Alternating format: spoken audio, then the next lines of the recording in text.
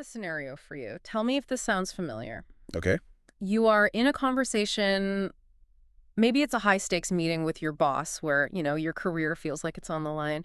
Or maybe it's just a late-night chat with a friend you care about deeply. Right. You're locked in. You are totally locked in. You are listening. You are nodding. You're telling yourself, this is vital. This is the good stuff. I need to keep this. And you feel totally in sync, right? It all makes perfect sense in the moment. The logic flows. The emotional connection is there. Exactly. It's crystal clear. But then, 3 days later, Oh, no. it's gone. Just evaporated.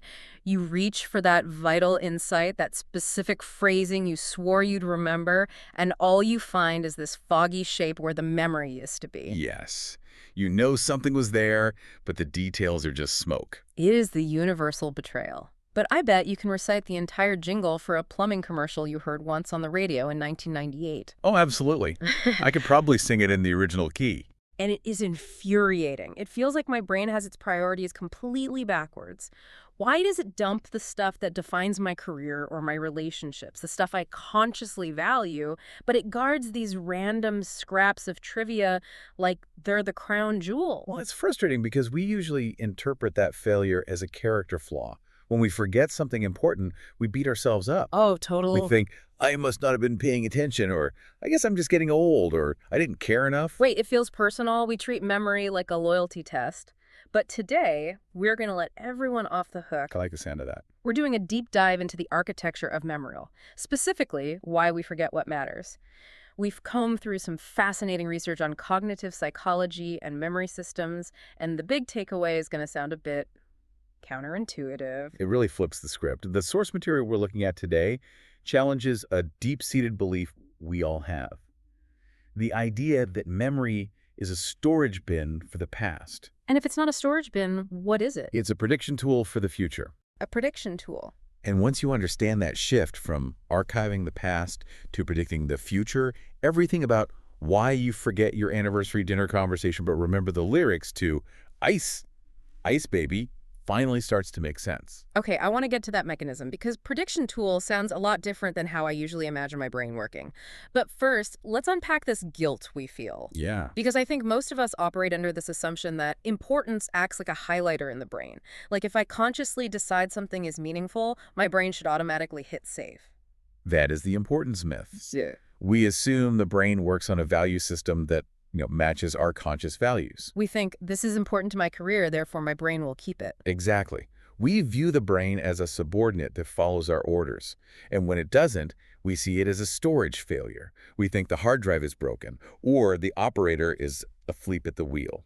The research touches on what it calls the moral dimension of memory, which I found really striking. It's not just about data, it's about social signaling. It's incredibly heavy, isn't it? Yeah. Think about the language we use. If you forget something I told you, I don't just say, oh, your neurons fail to encode that. I say, you obviously didn't care enough to listen. We tie memory directly to character. We assume memory is a mirror of intention. If you intended to remember, you would have. But the reality check here, and the sources are very firm on this, is that that is just not true. Intention is not the master key. Completely false. Yeah. You can intend to remember a client's name with every fiber of your being. You can repeat it to yourself, you can want it, and 5 seconds later. Blank. Blank. And conversely, you can have absolutely zero intention of remembering a purely embarrassing moment from high school. You might actively want to forget it. You might pay money to forget it. And yet it's etched in stone. It will stay with you forever. Right. The brain's goal is not to preserve what we consciously value. The brain isn't sitting there asking, does he care about this? Or is this polite to remember? It's asking a completely different set of questions based on survival and efficiency. So if the brain ignores our importance label, why do we still believe so strongly that it works that way? Why does it feel like, hey, I'm paying attention, so this is sticking? This brings us to a really dangerous trap called the illusion of competence. Okay. It's a trick the brain plays on us. When something is important to you, you do pay attention. You lean in. You feel engaged. You're nodding.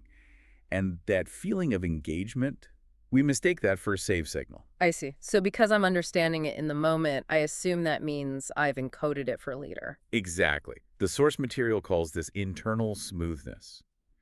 Think about when you're reading a really well-written article or listening to a charismatic speaker. The ideas flow. It all makes sense. Your brain isn't struggling, it's coasting. It's coasting. And that feeling of smoothness feels like learning, but often it's actually just comfort. That's scary. It implies that clarity can actually be an enemy of memory. If I'm not confused, I assume I'm retaining it. Precisely. And the kicker is the timing. Usually don't test your memory right after you hear the information. Right, you test it days or weeks later. Yeah, when you actually need it. By then, that feeling of importance has faded, and you realize the file is empty. But because you felt so engaged at the time, you blame yourself. You think, I was so focused, how could I lose this? And society doesn't help. We use phrases like commit to memory or make a mental note. Yeah. It makes it sound like I'm typing a command into a computer. Command S, save. It implies control. It implies that memory is a deliberate act of will. Schools and workplaces reinforce this. If you're a good student, you remember. If you're a good employee, you remember. We are trained to view memory as a measure of our dedication. Which is why telling someone your brain doesn't care about your dedication can actually feel kind of offensive to people who pride themselves on working hard. It does. It feels like you're saying effort doesn't matter. But looking at the notes here, effort does matter, just not the kind of effort we usually exert. Right. It's not about the effort of paying attention. It's about a different kind of sort of mechanical effort in the brain. Okay, so let's pivot to the mechanics. If the brain isn't a recorder, and it isn't archiving the past based on importance, what is it actually doing? You mentioned prediction earlier. Yes. This is the core concept of this deep dive. You have to stop thinking of the brain as an archive. Okay. The brain is a filter. A filter? Think about the sheer volume of data you encounter every day. Sights, sounds, conversations, thoughts, the texture of your shirt, the hum of the fridge, the endless scrolling on your phone. If your brain stored everything, you'd collapse. It'd be metabolically impossible. Totally. The brain consumes about 20% of your body's energy, but it's only 2% of your mass. It is expensive to run. So it has to be ruthless about what it keeps. It's an energy management problem. Exactly. Forgetting isn't a bug. It's the system working correctly. It's sweeping out the noise to save energy. If you remember the color of every car you passed on the highway today, that would be a malfunction. So when I forget that important meeting point, my brain has essentially categorized it as noise. That hurts. Yeah. In a way, yes. Because your conscious intention, I want to keep this, is not the filter the brain uses. The brain is future-oriented. Right. It is optimizing for prediction. It only wants to save information that will help it navigate the future better. It's asking, is this data point going to keep me alive or help me succeed tomorrow? Okay, but I would argue that my boss's instructions are vital for my survival tomorrow. So why does the brain miss that? What are the actual signals that penetrate the filter? The source material identifies 4 key signals. These are the things that actually tell the biological machinery, hey, burn this into the neural pathway. Okay. And the first one is practically the opposite of that smoothness we talked about earlier. It's effort. Effort. You mean it has to be hard? Specifically the effort of processing. When your brain has to struggle to produce information, that struggle sends a massive signal. It says, whoa, this was hard to find. We need to keep this accessible so it's not this hard next time. So when I'm reading that easy, smooth article and understanding everything perfectly, my brain is basically snoozing. It's coasting. It's saying, yeah, the model works. Nothing new here, no need to change the wiring.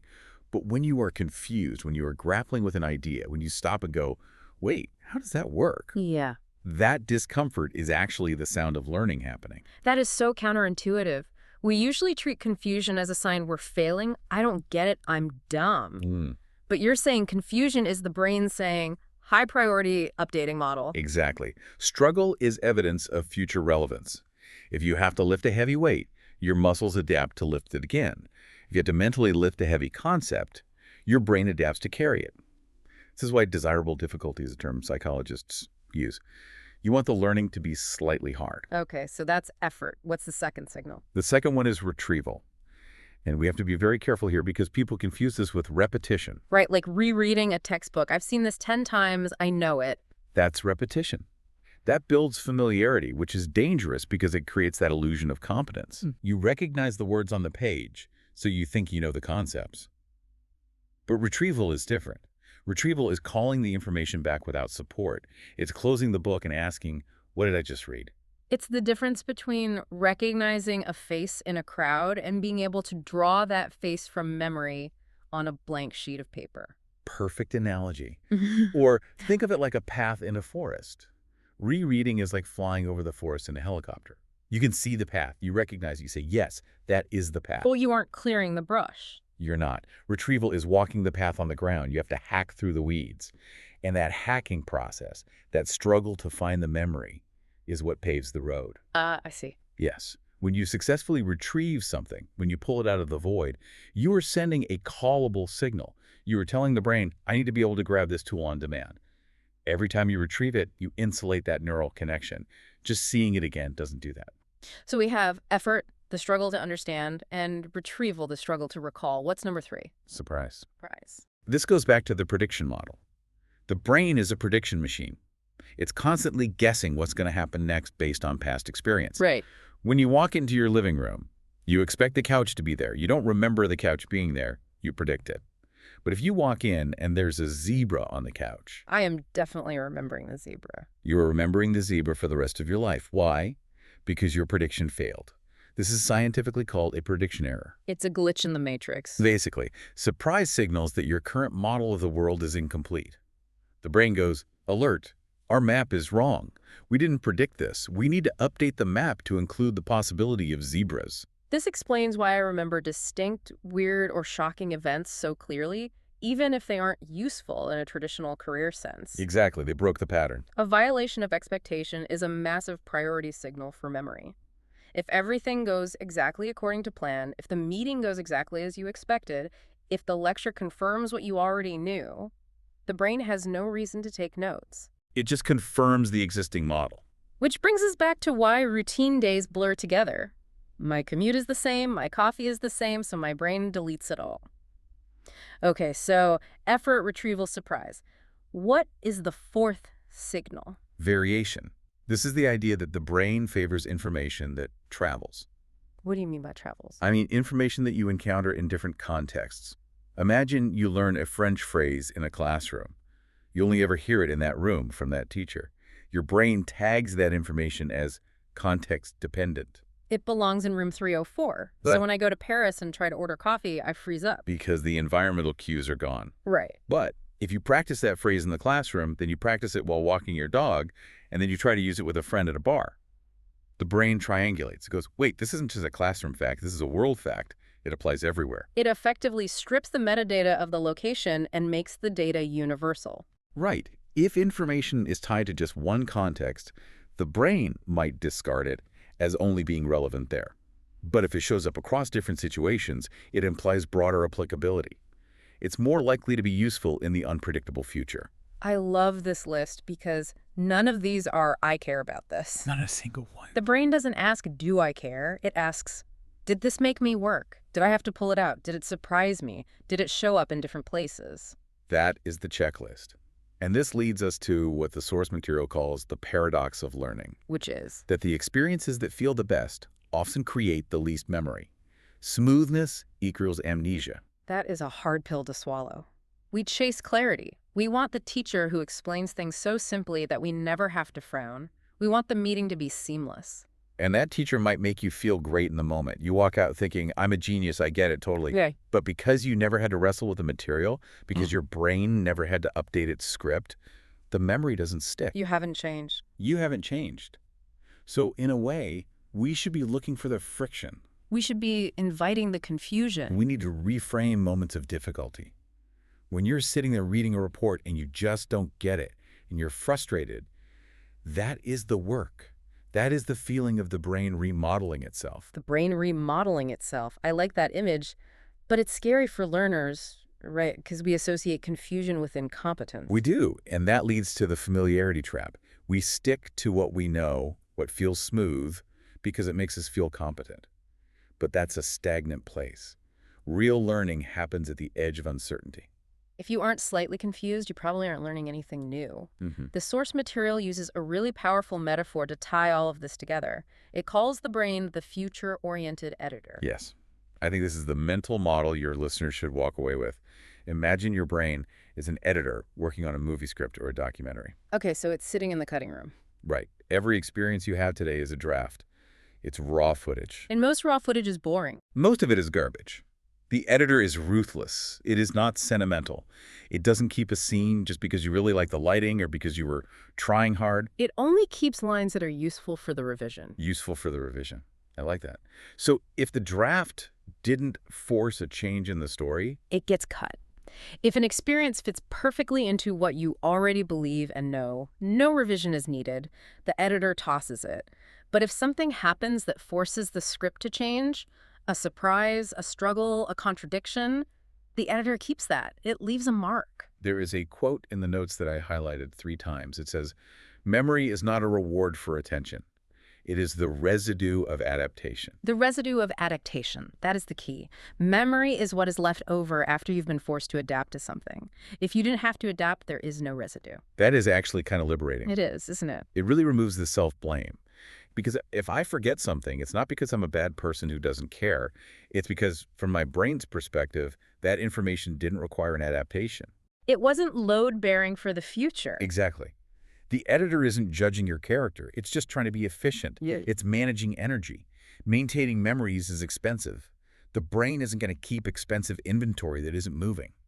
So, knowing this, knowing that we have this ruthless editor inside our heads, how do we change how we operate? How do we stop fighting our own minds?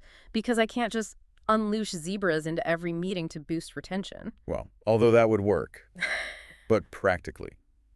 The first step is to stop trusting your feelings of clarity. Just because you understand it now doesn't mean you've learned it.